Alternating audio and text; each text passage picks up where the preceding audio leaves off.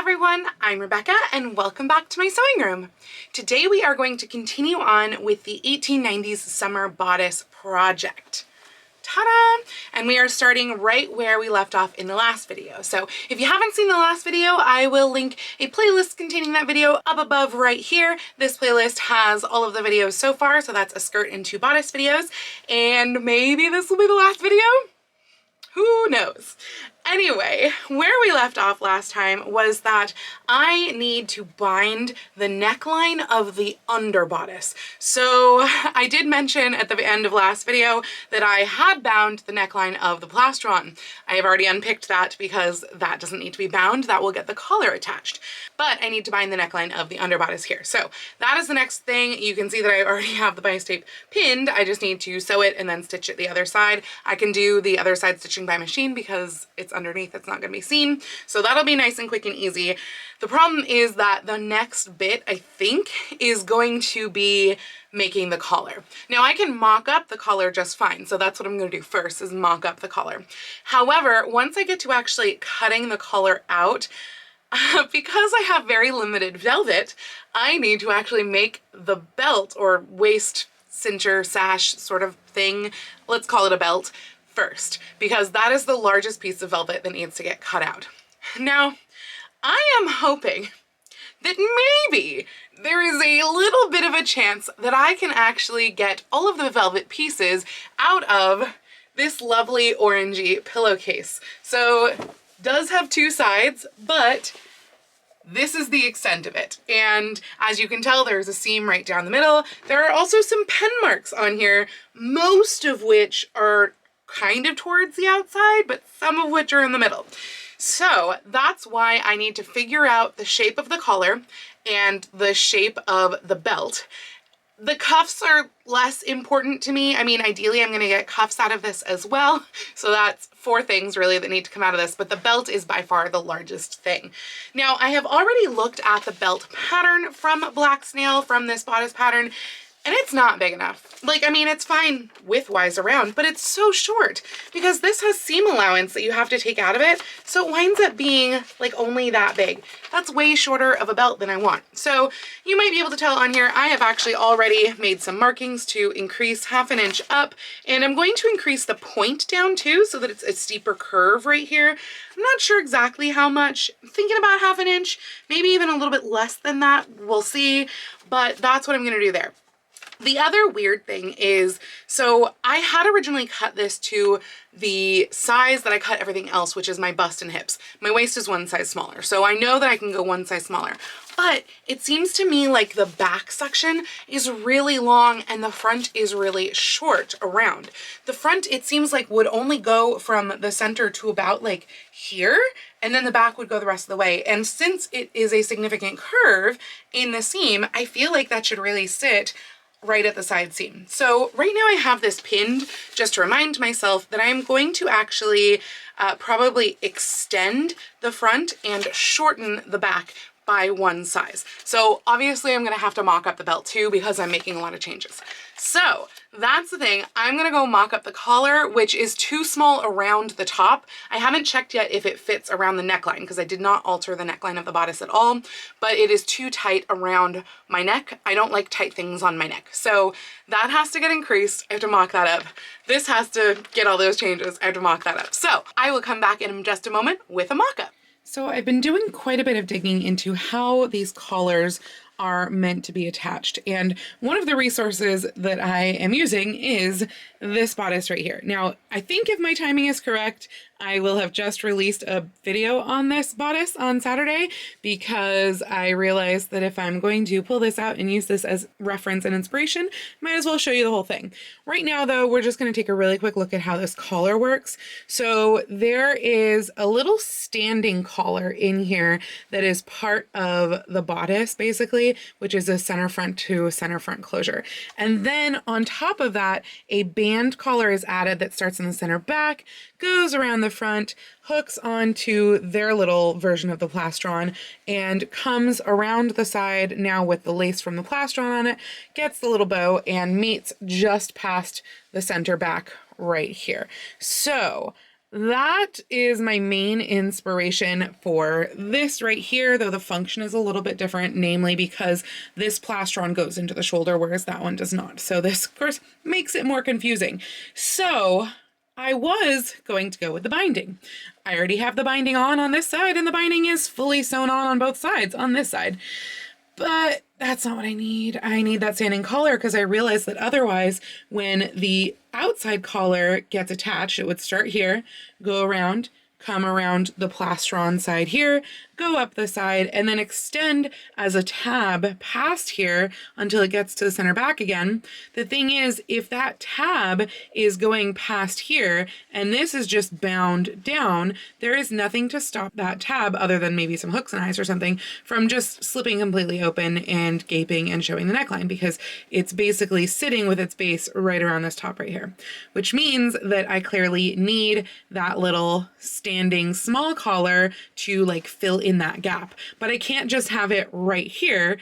Obviously it would also have to be this side. And if it's going to be this side and hit the center front, then it'd be really weird to have the little standing bit on this side and not have a standing bit on this side. So obviously I need to undo all of the binding, make the little standing bit, make a piece that goes along here, make another piece that goes from here to, I guess, the center back. I don't know. That's the other bit. It's like, well, do I want to take it like this one and make it go all the way around? But this one goes all the way to the center front, which I can't really do. I think I can't really do it because of these two together. I suppose I could maybe take these both as one, make it so that they are attached right here at the center front. They don't separate. Because that is what's going on over here. These are attached, but they're attached after is the thing. But it doesn't matter. I mean, they are attached. But like, see, there's this standing inner collar here, and then this is just sewn on after. Because this collar is literally just a separate band that is only attached to the plastron and is otherwise just like whipped down at the bottom of the collar. So this is a different circumstance, but maybe that's the thing. Maybe I just treat this all as one, do a standing collar all the way around center front to center front, stop the little mini standing collar here, do the big outer collar also here, and continue that to the plastron, and then the tab that brings it back to the center back. Feels like a lot of bulk around the neck, though their inner collar here is actually very, very thin. There is no structure whatsoever to this. It's literally the same as the lining fabric.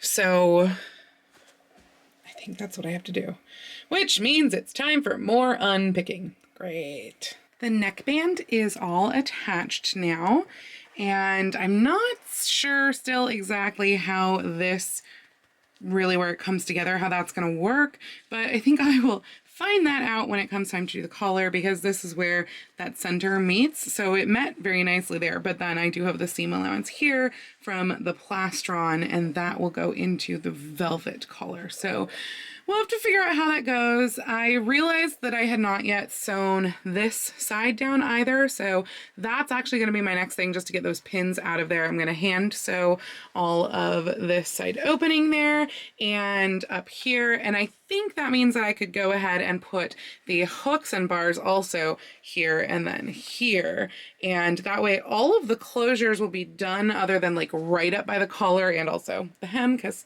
still haven't figured out what to do exactly with the hem of the bodice, but all the rest of the closures will be done. Oh, I guess I'll also need like 1 or 2 hooks on these outer ones, but those can wait.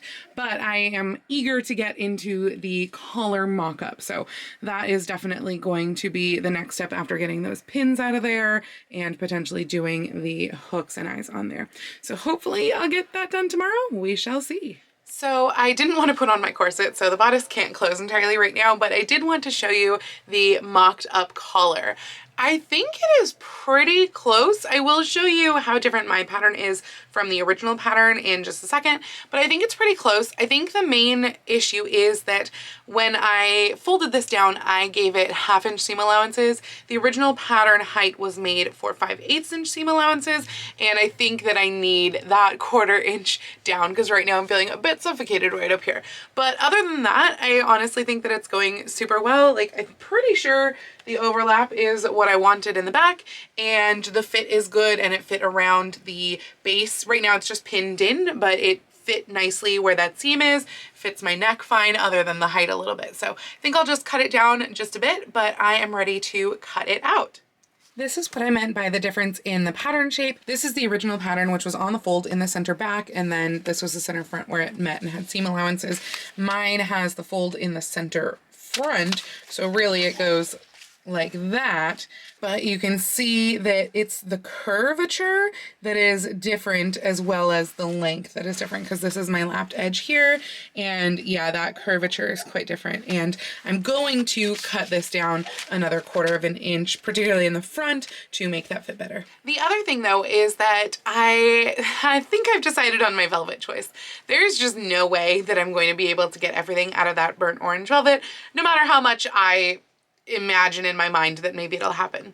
So I was thinking, if you've been around my channel for a little while, you will know that I got some purple velvet, silk velvet, from Fancy Styles Fabric from one of their live giveaways several months ago. And that then about like a month and a half or so ago, while I was working on the 19 Teens dress, I found this purple silk plaid dupioni at Joann's of all places that exactly matched that, and that they spoke to me and want to be an 1890s walking suit, which will be coming up hopefully later this fall. And so at the time, before I found that plaid, I was thinking that the purple silk velvet was going to be used for this ensemble. But then once I found the plaid, I was like, oh, okay, well, no, I have to use it for this one because it's a perfect match. But now I'm realizing that honestly, I'm not going to need 2 whole yards for that other project, because what I'm going to need for that are lapels, collar, cuffs, honestly like a belt that could be the same belt as this one. So that's the thing. I think instead I'm going to create a sort of ensemble wardrobe type thing. And I am going to use the purple silk velvet for the collar with the bow and the cuffs and the belt on this ensemble, which means that I could also wear this bodice with that plaid skirt when I make it and have some options to change around. Which brings me to my next point, which is, if you remember from a couple of videos ago, I was intending to make an Edwardian bodice out of the Swiss dot fabric as well. And even after I cut the skirts, I was like, yeah, got plenty of fabric. No worries. Yeah, worries. At this point, I'm gonna be really lucky if I can cut all of the sleeves out of that fabric. I do not have very much left at all. I need to get the lower like fitted sleeve portion out of it, as well as all of those ruffles. So I really hope that I can get it out of the fabric that I have left, because it is not very much. It is definitely less than 2 yards at this point. So I'm a little worried. Fingers crossed. But obviously there is no room in that fabric to create an entire other Edwardian bodice out of that. The thing is that honestly, well, I guess 2 things. One, I've seen that my like Target Victorian blouse or whatever with this skirt actually makes a fantastic Edwardian looking ensemble.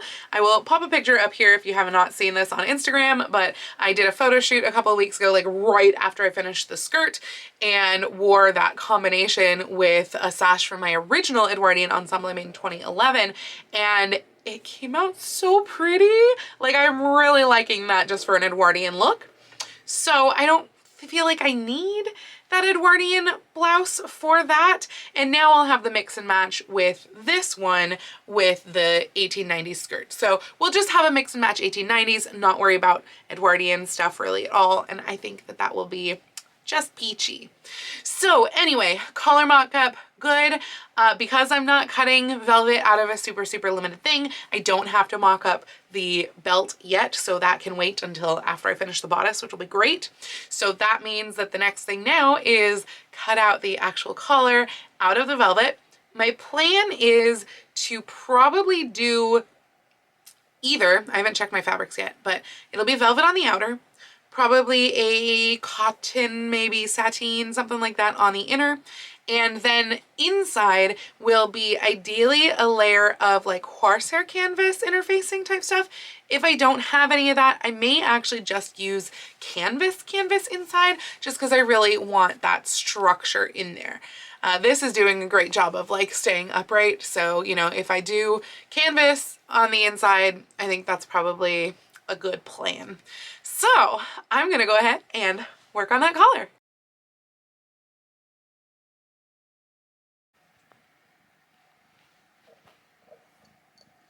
Get some break. Lion also needed a break. Hey Lion, am I holding your snake directly behind the camera? Is this probably an unwise decision because you're probably about to jump at the camera?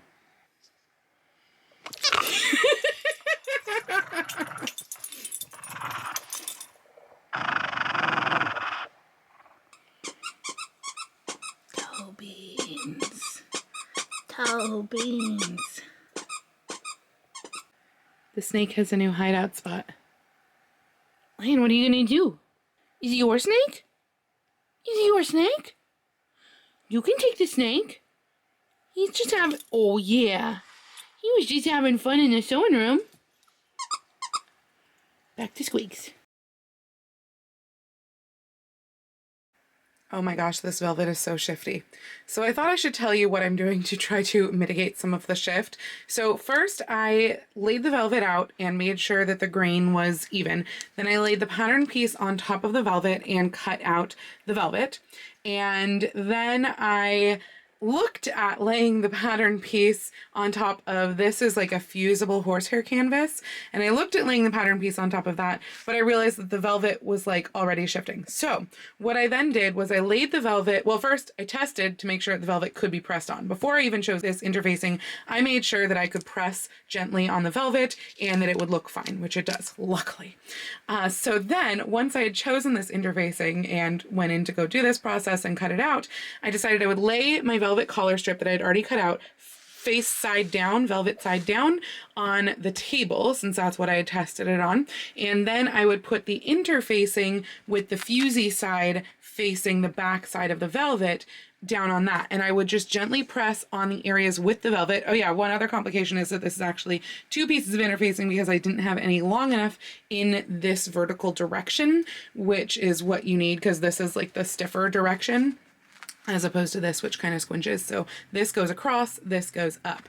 So anyway, so then I laid the velvet with the sticky side of the interfacing with the back side of the velvet, pressed it gently, then flipped it over before cutting it. So that's where I'm at right now. I flipped it over. So now the fusible is gently sticking to the velvet, but it's not like fully sticking. And now I just want to make sure, now that there's some stabilization of the velvet, that it is actually the pattern piece, because I noticed that it was not. So I'm going to cut the excess where it's sticking off the pattern piece. This is all pinned in place very carefully alongside the bottom of the velvet. Luckily I wasn't too off, it's pretty much just on the corners. I'm going to cut that excess off along with all of the excess of the interfacing, which luckily didn't stick to my table. And then I will have one interfaced side of the collar, and then I get to cut out interfacing and the other side of the collar, which will be cotton. So I have now cut out all of the layers. This is that top layer that I was showing you before with the fusible horsehair canvas and the velvet on the outside. And then this is the interior layer, which is non-fusible horsehair canvas because I just don't have enough of the fusible. And then this is sort of it's a cotton twill, but it's really soft. Like it feels like a sateen almost. And that is going to be the interior. It's a very lightweight twill. And so this, I think I am going to serge to this, and that way I will have 2 layers to work together. And I'm hoping that I can sew by machine, but sometimes velvet doesn't like to be sewn by machine, so we will see how this goes. But if I can sew it by machine, what I'm going to do is sew this, this, and this, and fold these up, and I think sew this on to the collar by hand, I think. There's still the question of where in the center front the little like fold up collar ends and where it's just seam allowance that will wind up needing to get sandwiched inside, I believe. So I do have to figure out how that's going to work. but I think I can do this bit all by machine. I hope I don't have to do it by hand. I realized that I should probably show you some of what I'm doing here on the collar while I'm doing it as opposed to after, because that will be harder to explain.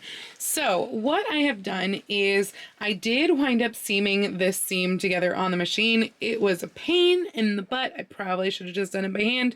It was shifty. I finally called it good, but yeah, it's not the best. And like my corners are a little peaky, but whatever, they'll be hidden by a bow. So I did that by machine. Then I clipped my corners and turned it right side out like you see here. And I pressed down the bottom sides. I pressed them to the inside, obviously.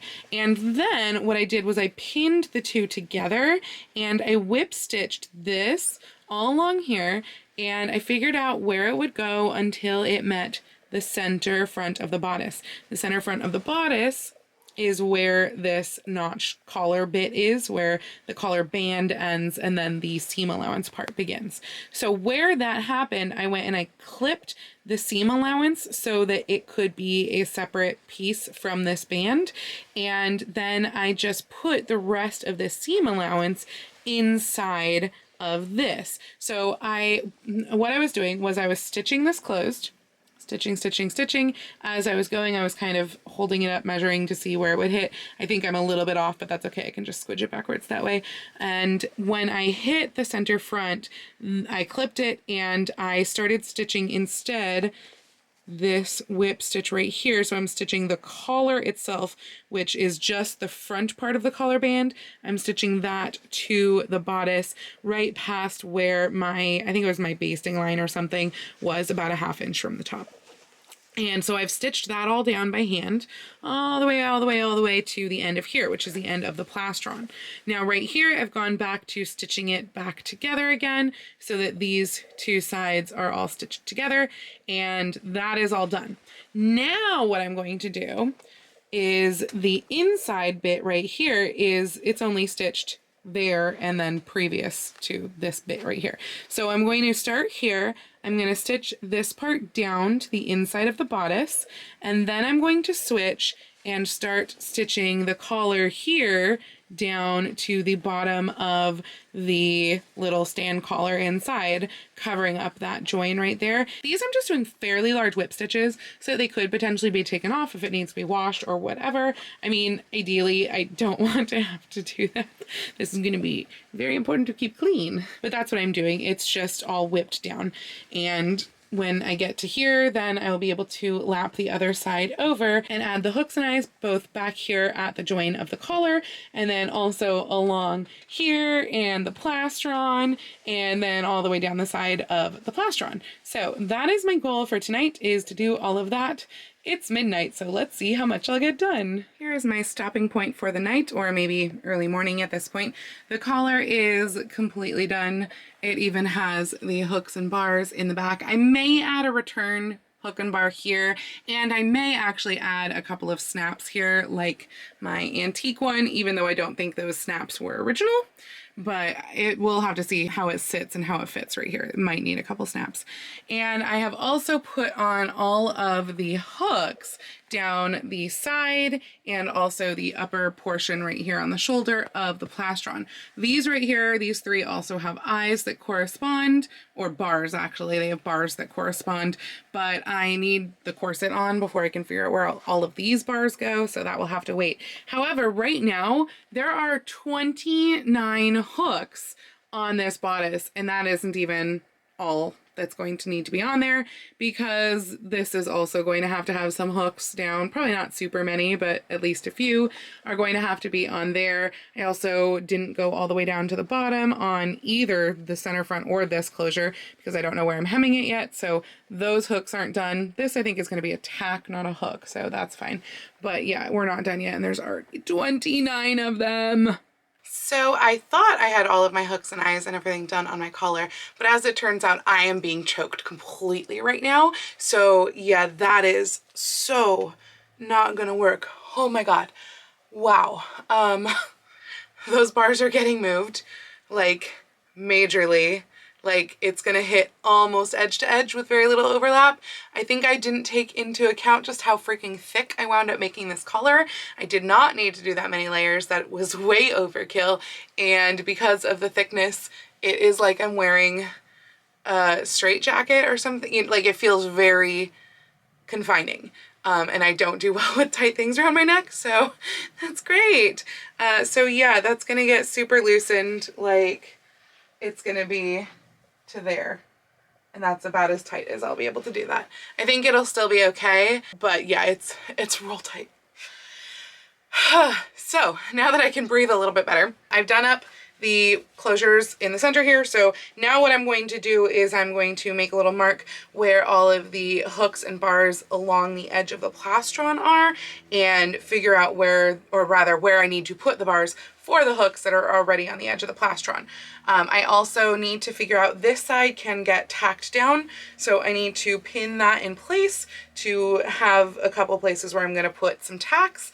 And this one will need to get hooks and bars probably in place, put in place, sewn in place to make that close like that. So that is all closure related. Obviously though, I also have a sleeve, or at least a sleeve mock-up slash lining. So I went to go do the mock-up this morning and I pulled out this sleeve pattern and I was like, oh my god, this is enormous. There is no way that this could be the sleeve. Like it felt too big across. It felt too big up here, too puffy, whatever. And I mean, it is puffy. Like I think it's a lot puffier than I need as far as up here goes.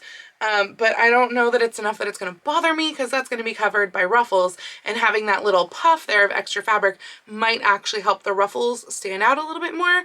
So I do obviously need to mock up all the ruffles, but the sleeve is actually pretty freaking close. So the only changes that I made to the paper pattern of the sleeve, I cut it for my size based on my bust and hip measurement. So I don't know exactly how the sizes work, but I think that was like a size 50 or something like that. I'm really not sure. Anyway, so I cut that and then I did measure the underarm to hem and it looked like it was going to be short compared to what I thought I needed. So I added 2¼ inches. Obviously, didn't need to add all of that. I did need a little bit of it, but not all of that.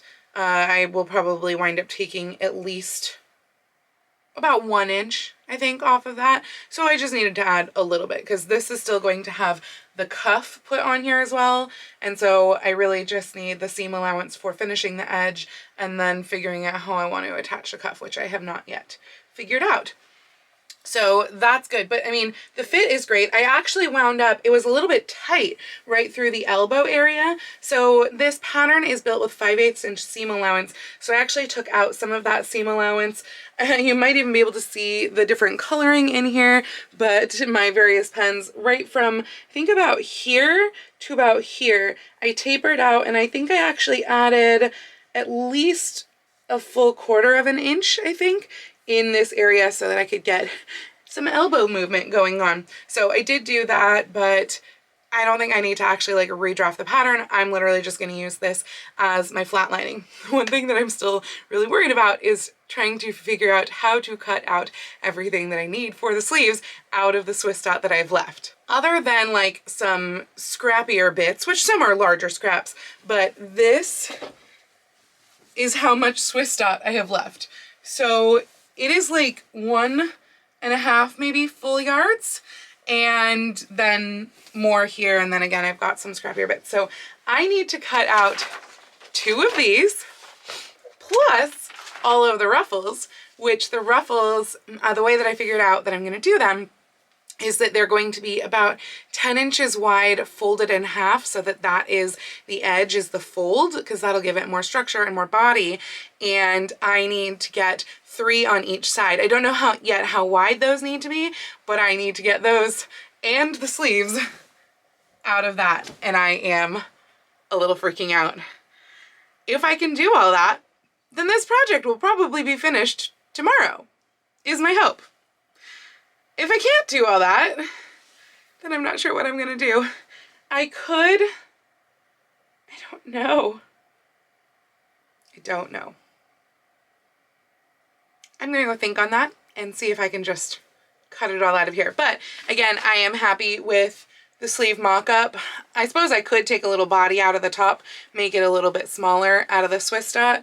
I don't want to not make the top out of Swiss dot because they are ruffles, not an actual external sleeve. So the sleeve underneath will show within those ruffles.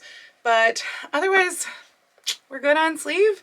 And I'm gonna get all these closures and stuff marked, and I will show you what it looks like when I'm adding ruffles. So I cut out my sleeves out of the muslin and the Swiss dot, and that left me with not very much fabric left. Basically the large piece of Swiss dot, there was a 29-inch long piece that was the full width of the fabric, and then there were kind of noodles off of there. So I have now cut strips. I decided to increase the width just a little bit. So these are 10.5 inches wide, and I have 6 strips of various lengths that are going to be used for my ruffles. I did some like loose math earlier, and basically they're being gathered at like more than 3 times what they are, like 3 times as much fabric going into that space, which is a little worrisome, and I don't know that I have enough fabric for this. I'm going to seam all of these strips together and then fold them, press them in place, and serge along the raw edge side. Then I'm going to take that full length and cut that in half, because that will tell me how much I'm dealing with for each sleeve, basically. From there, I should be able to see how much needs to go in each ruffle. I do have a little bit more fabric, but if I go into any of the additional fabric, we're talking about major piecing. Like nothing would be longer than like this, if that. So I don't want to have to break into any of that. I would like to just keep it with these 6 strips, but I don't know if that's possible. Please keep your fingers crossed for me.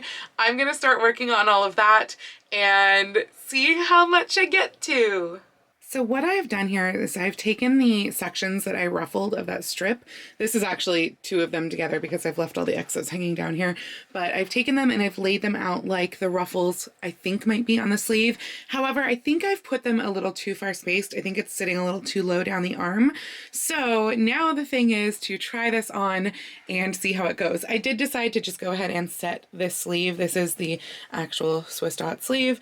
I went ahead and set it just so that I could kind of try it on together. I just did 1 sleeve, and then once I figure out where those ruffles will go, these will get drawn on. The lines where they'll get placed will be drawn onto the sleeve, and I will take the sleeve off, copy those lines to the other sleeve, and then actually sew them all on and then actually set the sleeves.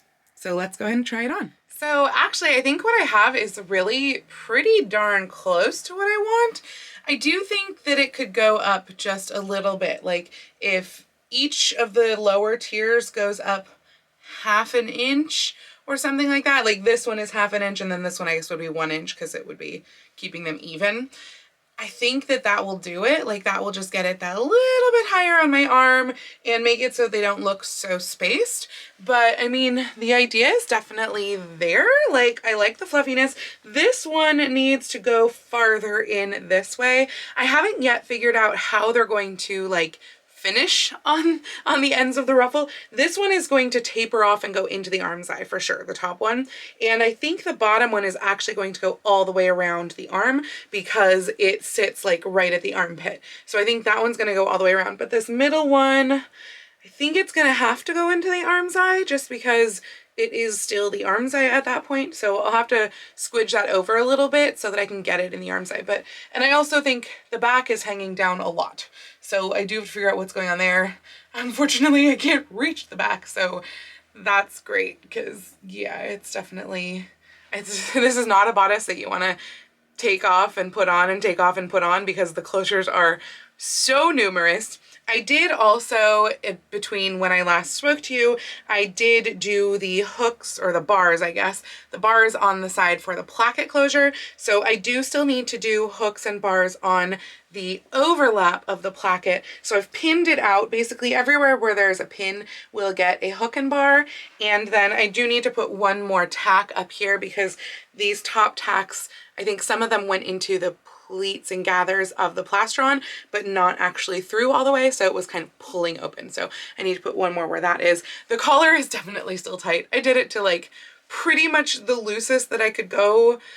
I could maybe move them out maybe a quarter of an inch more. It's just, I'm so not good with tight things around my neck, and it's so tall and so stiff and so thick, and it's just like, And I think a lot of you can probably relate to that. So we'll see what I decide to do there. I suppose I could always put on like a little bit of an extension or something and hide it with the bow that's gonna go back there. That's an option.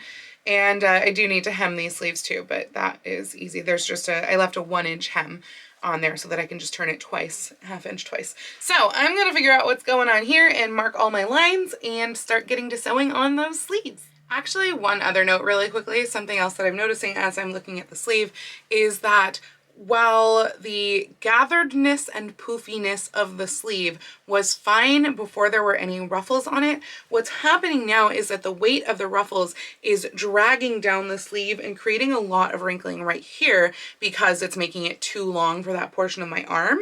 And so honestly, I think what I need to do is I do need to take out some of the fullness of the top of the sleeve, probably at least 2 inches of length, because that's what I'm getting right here. I'm like pinching out 2 inches of length that this sleeve is just causing to droop down.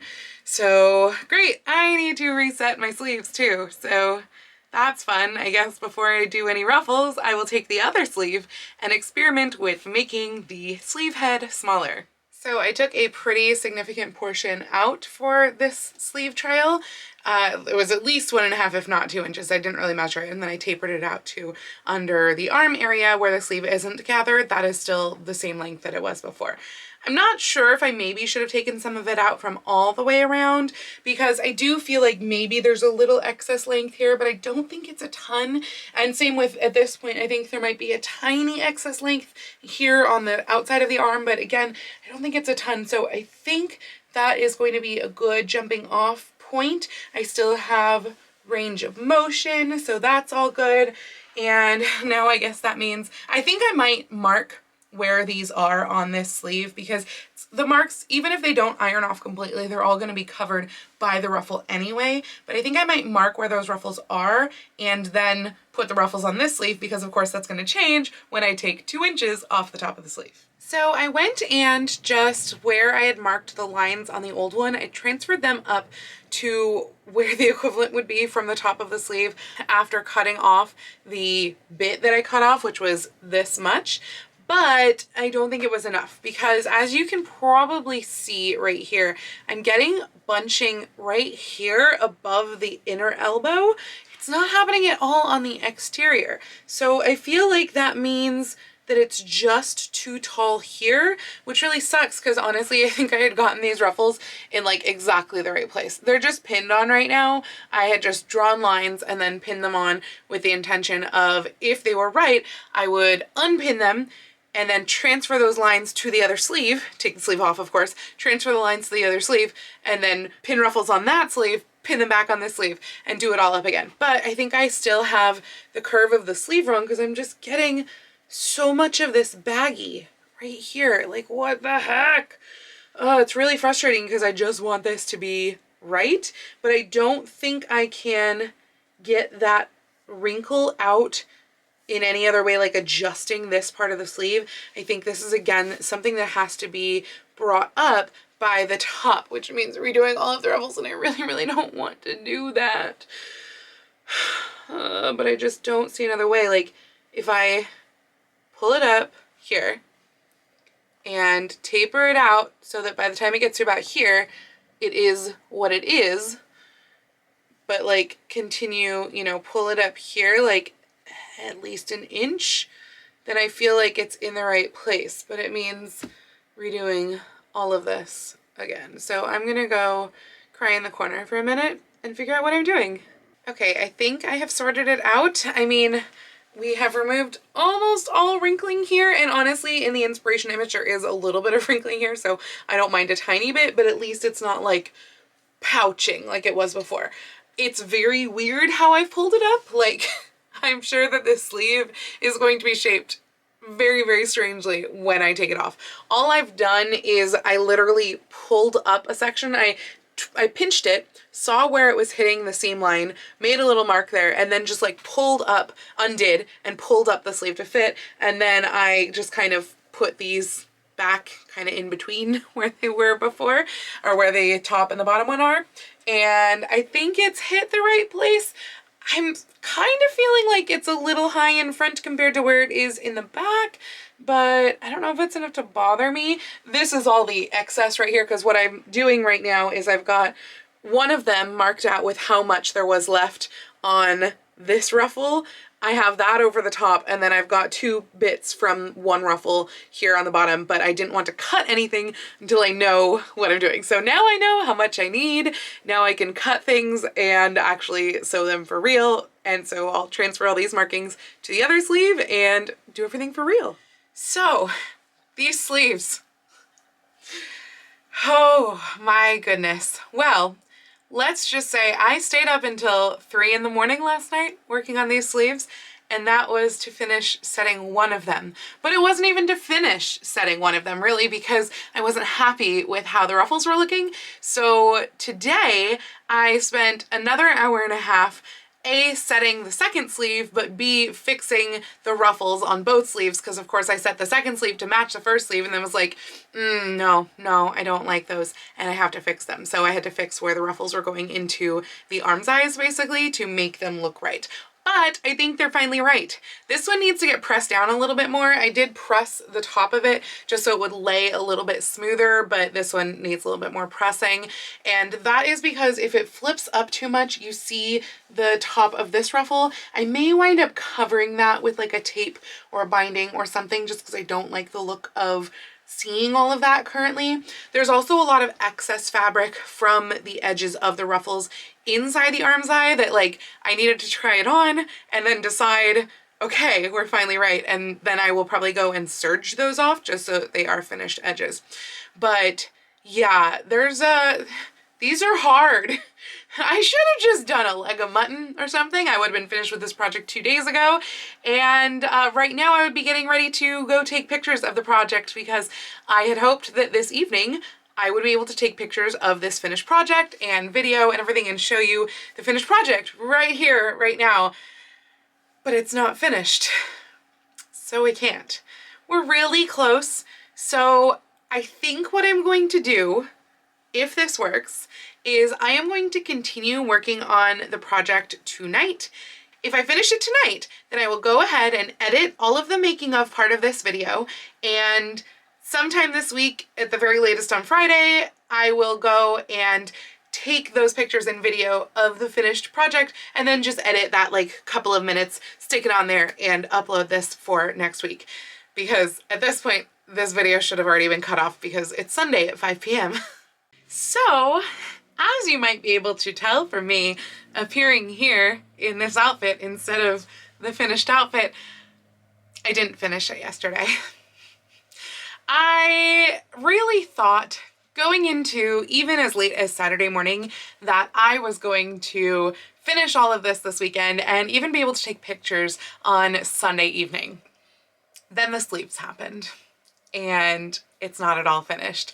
So as of where we're leaving off in the video here, what still needs to happen is that I need to make the belt, make the cuffs and attach the cuffs, make and attach the little velvet neck bow, well, not so little velvet neck bow on the back of the bodice, hem the sleeves, which are already pressed and pinned, but they need to be actually stitched, hemmed.